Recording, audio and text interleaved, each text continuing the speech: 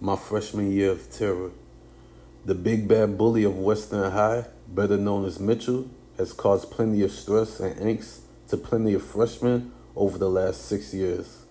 Yeah, I know what you're thinking. 6 years in high school is ridiculous.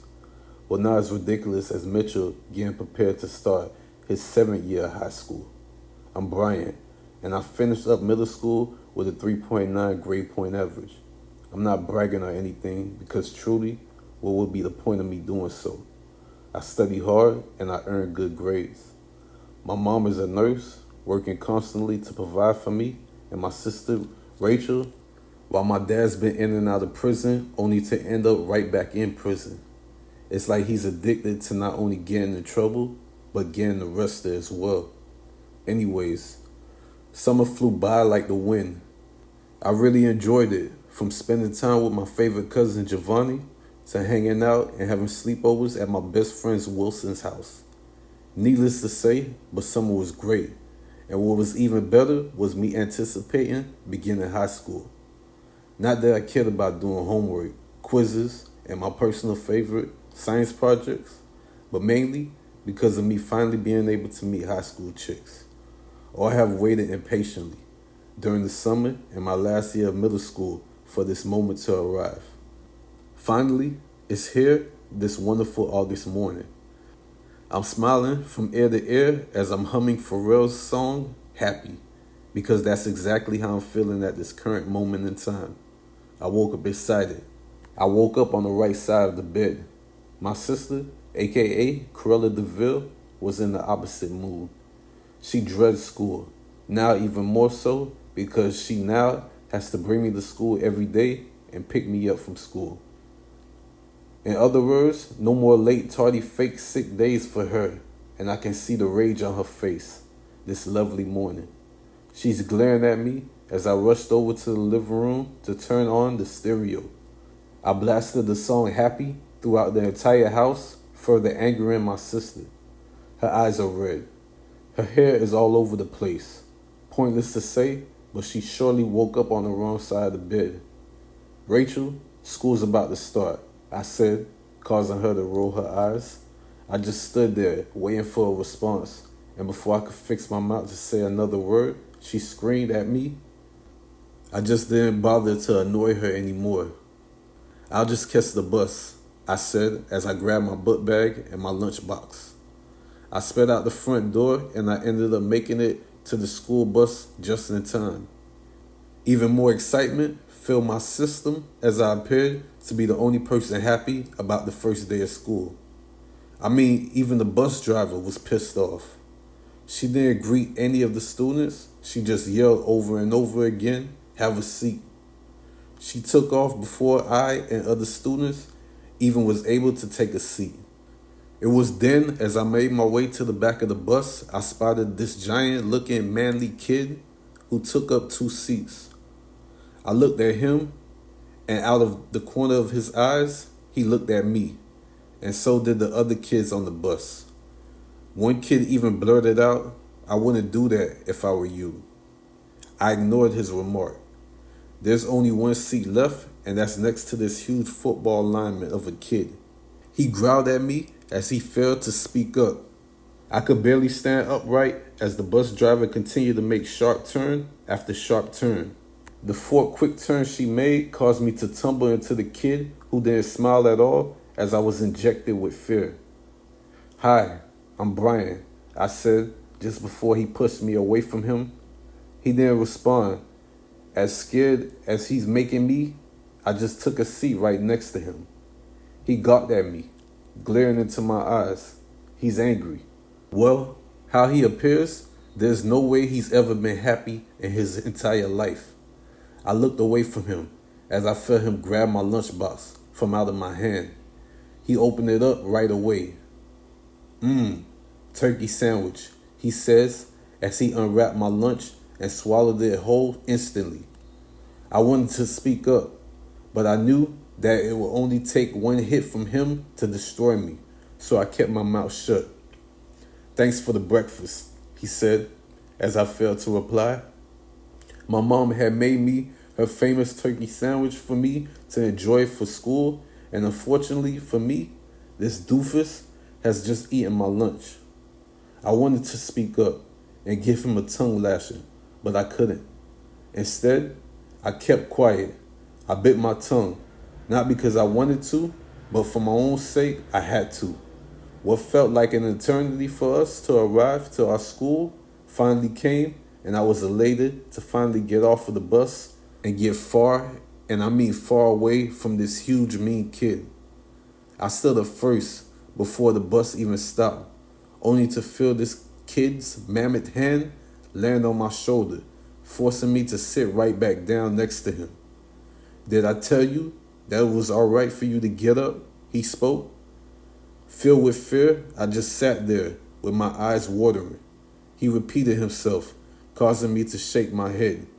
He then began digging into my pockets where he found $5 and a couple of quarters, which was the money I was going to use at the arcade after school. He spoiled those dreams I had like he spoiled what was supposed to be a happy day for me. The other kids exited from off of the bus as I just watched them. I'm scared. I just don't know what to do. Tomorrow and the next day and every day after that, bring me a turkey sandwich and some money, he demanded, forcing me to agree. He then shoved me down to the floor before he stood up from his seat. He walked over me like Allen Iverson did Tyronn Lue, blatantly disrespecting me in every way imaginable. There's no way I will ever catch the bus again, I thought to myself as I watched the bully exit from off of the bus. But as I was hopeful that it was a one-time thing, it turned out to be an everyday thing for a whole month straight. My sister failed to bring me to school over and over again, forcing me to take the bus, and Mitchell the bully forced me to sit next to him every morning on the bus. Every day he stole my lunch and my arcade money. Every day he had made me cry over and over again, as I didn't care about anything school-related anymore. I dreaded going to school. I cried every day in my room for hours, all alone, as I wondered just why this was happening to me. A month in, and no changes were taking place, causing me to consider my options. Should I beg my mother to transfer me to another school far away where I'll never run into Mitchell again? Or should I just face the music? It's the beginning of month 2, and I choose to no longer accept bullying. Therefore, I choose to stand up to my bully. I woke up earlier than usual, planning just exactly what I would do to take down Mitchell. My first plan is to leave all of my money at home and don't bring any lunch with me. I'm ready for what needs to be done. But to my surprise, banging on my room door was Rachel. "It's time for school, little bro, and I need to get to class early for a test," she yelled through my bedroom door. Here's my way out of this madness. I don't have to face the big bad bully, but something told me no way, don't chicken out. So I listened to the dumb voice in my head. "It's fine, sis. I'll catch the bus," I spoke loudly. "Fine. Suit yourself," she responded before she headed out, and shortly after that, I went straight to the bus stop. I'm ready to face the music. I'm ready to fight the big old bad bully. The bus pulled up to my stop, and I was the first kid to enter into the bus. My fists were balled up. My face showed anger. I'm tired of being bullied. There I spotted Mitchell laughing at me. He's pushed me to my limits, and no longer will I accept this anymore. I walked over to him, failing to take a seat as he looked at my hands, failing to see my lunchbox. "Where's my breakfast?" he demanded. I shrugged my shoulders, causing him to get extra upset. "Did you hear me, dweeb?" he shouted, causing everyone to look over at us. I didn't respond right away. I just stared at him, building up all the rage within me that he's greatly responsible for causing. Enough is enough, and today, everything changes. I made clear. He giggled at my words, which caused me to detonate. I immediately began striking him with my fists non-stop. knocking his lights out. I surprised everyone present, including myself. I continued punching him with all my might as he attempted to shield his face from my wrath. He built up this rage within me that he's paying for at this current time. The school bus driver noticed everything, then slammed on brakes, and then she rushed over to me, separating me from Mitchell in a hurry. We were then brought to school and immediately to the principal's office. Mitchell had 2 black eyes and a swollen lip, while my fists were the only things bruised on me. I felt great until I realized I had no defense. See, Mitchell bullied me for a month and I never told anyone. So no one was made aware of what was going on, including my mother and sister who showed up flaming with rage towards me. Mitchell never exposed his bullying to anyone but me, so no one truly knew that he was bullying me besides me. He cried. He cried even more as the school bus driver and other students defended him by saying I attacked him. I had no defense. Well, I did, but no one believed a word I said. My sister even pointed out the fact that I refused to get a ride from her this morning. And that statement made me even more guilty in the eyes of everyone. I was expelled from school and charged with assault and battery. I spent the next 8 months getting bullied by real bullies in juvenile detention. I didn't speak up when I should have. I didn't let anyone know about my problem I faced when I could have. My freshman year was supposed to be an incredible year in my life, but it became a year filled with terror.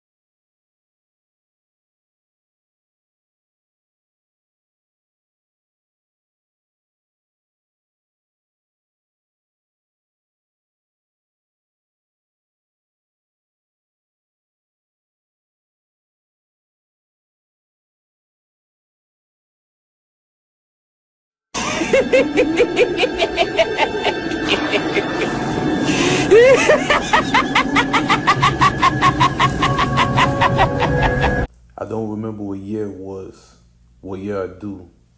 I just do my best to forget about it, given that it was the year, and in that year, it was the day my life nearly came to an end. It was the night before Halloween, and my friends and I thought it would be a good idea to spend the night over at an abandoned house to bring in Halloween. Yeah, I know what you're thinking, and so am I now that I look back at it. What the hell were we thinking? The sun faded from the heavens as thunder roared through the city, what seemed like every other minute. My friends Jordan, Richie, Veronica, and Tracy all showed up dressed in their Halloween costumes. I don't specifically remember what everyone else had on besides Veronica, who dressed up in a leather-tight outfit like a Catwoman, and I was Batman. Yeah, I know, cheesy, right? But that was my favorite character growing up as a kid. And plus I went shopping for a costume last minute, so I didn't have many options. Anyways, getting back to the story, I drove in my car with Veronica and Jordan while everyone else drove in Tracy's car. We arrived just outside the abandoned 2-story house, which was darker than a street with no street lights around midnight. The scent of weed filled not only my vehicle but my lungs as well as we puffed past the joint around clockwise to one another. We all exited from the vehicles after we pulled into the driveway. The sound of crickets sounded off heavily all around us, as a few of us pulled out our flashlights just to see exactly what was going on around us. Hey Jordan, how about you go inside first? I joked as I aimed my flashlight right at Jordan, causing him to shield his face. He shook his head. He's by far the scariest one of all of us, as he attempted for days now, since we came up with this brilliant idea to spend the night here, trying to talk us out from doing so. Why did he even show up? I tried to figure that out until I spotted him gawking at Tracy from the very moment we all got out of the car. He's obsessed with her, and honestly, I don't blame him because Tracy does look good, just not as good as Veronica does. What are we all standing here waiting for? Asked Richie. What are you all scared of something? Let's go. He grabbed a bottle of alcohol and nearly suffocated himself with it as he poured every ounce of liquor down his throat. He then tossed the bottle aside and shouted out, "Woo!" in excitement before he kicked open the door and marched right into the abandoned house. He was greeted by a large spider web that stuck to his face like glue, but that didn't spoil his excitement about being here. He pulled out his phone from his back pocket and he began blasting music loudly. We all entered into the dark, creepy house soon after as we took a look around the home. Instantly, I spotted the portrait of a family standing on the wall in the center of the living room. Everyone else took a look around the home while I gingerly walked over to the picture, examining it closely. I got within a few feet of the picture as I spotted the eyes of the woman, who must be the mother, staring right at me. She then took her eyes off of me and looked over at my friends before she looked right back at me, frightening me instantly. "Guys, look. She's looking at me," I blurted out aloud, causing everyone to take a look over at me. Everyone thought that I must have seen someone, however they spotted me staring up at the picture on the wall and they all began laughing out loud. "Bro, I told you don't smoke any weed," says Jordan, the good guy out of all of us. I shook my head. I know that I'm high, but there's no way my mind's playing tricks on me. I spotted Veronica staring at me intensely, not uttering a single word. I wonder what she's thinking as she looks at me. Does she think that I'm making this up, or does she believe me? I just don't know because she's just gawking at me. Then her focus went away from me as she started to make her way up the stairs. "Hey guys, I called dibs on the master bedroom," she said before she sprinted up the stairs as Richie rushed behind her. "No way, that's not fair," he yelled, as he couldn't even keep up with her. I shook my head as I noticed Jordan following Tracy around the house like her little puppy. I then returned my focus onto the picture where I no longer saw the woman in the picture. She went missing from the picture, causing me to back away from it. I nearly tripped over a rusted stool, which forced me to take a look around just to make sure that I didn't trip over anything else. Somehow, I took a look back over at the picture, and there that same woman was. She had returned to the picture. I shook my head. I'm terrified, I must admit. That caused me to sprint up the flight of stairs in a hurry as I yelled out Veronica's name. Flashlight in hand, guided me up the stairs where I spotted Veronica standing in the doorway, waving to me for me to come join her. I had suddenly completely forgotten what had just took place downstairs. As a matter of fact, I was going to tell her that we need to leave immediately, but my mind went completely away from that. I met Veronica by the doorway of the master bedroom where our lips met in a hurry. "Oh man, high school has gone wild," blurted out Richie, who held up his phone as though he was recording us. "Get out of here," Veronica shouted, causing Richie to back away. "Whatever, guys," he spoke. "I'm going to go and get those 2 bottles of hen dogs I left in the car." He took off, rushing down the stairs as Jordan and Tracy came up the stairs, holding each other's hands. I looked at Jordan, and he looked at me as we both rooted each other on without even uttering one word to one another. He then entered a room with Tracy, and I entered another with Veronica, and needless to say, Veronica and I had a good time. Nearly a few hours later, as I rested in bed laid up next to Veronica, I heard the sound of footsteps. I heard them go back and forth just outside of our bedroom door, before a bedroom door slammed closed. Then it reopened again. I heard footsteps running back and forth before my room door yet again. Then quietness took place for several seconds before someone began banging on my room door, waking Veronica up from out of her sleep. Her Catwoman outfit covered half of her face, but I could see the terror in her eyes. What was that, she asked. I shrugged my shoulders. However, I know that I have to man up and go find out. I stood up from the bedside in nothing but my boxers with a flashlight in hand, aimed at the door. I can see someone's foot through the bottom of the door. That's Richie. It has to be, says Veronica, suddenly gaining some courage. Tell him to grow up and take his ass to sleep. I agreed. I grabbed the door handle, filled with anger. I know Richie must be mad that his girlfriend didn't show up, and he's all alone. I opened the door and I spotted no one standing in front of the door. Just Richie's shoes resting on the floor. I appeared puzzled. I'm confused. Richie, this isn't funny, I yelled, causing Tracy and Jordan to exit from their bedroom. What's going on, bro? Jordan asked in a concerned manner. I shook my head. I think Richie's playing mind games with us, I said as I heard a loud thud come from Richie's bedroom. That caused Jordan and I to head over to his room door as Veronica exited from out of our room. She headed over to Tracy, standing by her side as I exhaled deeply as I placed my hand onto Richie's door handle. Richie, I'm coming in. You need to stop playing around, I spoke before I shoved the bedroom door wide open. I spotted Richie laid out on his bed, smothered in his own blood, causing Jordan to take off running as I stood there frozen. He's dead. Richie's dead, yelled Jordan over and over again as Tracy cried out while hearing the news. Then suddenly silence filled the entire house as I heard a loud thud after a loud thud. My heart raced. Panic filled my entire body. Guys, what's going on? I said aloud as I crept out of the room gradually. I then spotted Veronica holding a knife that she just yanked out of Tracy's gut, causing Tracy to drop down dead to the floor. My eyes widened. I couldn't believe what I was witnessing. Veronica, what the hell did you just do? I asked, frightenedly. Veronica didn't respond as she began observing me from the distance. Suddenly, she began removing the mask from off of her face.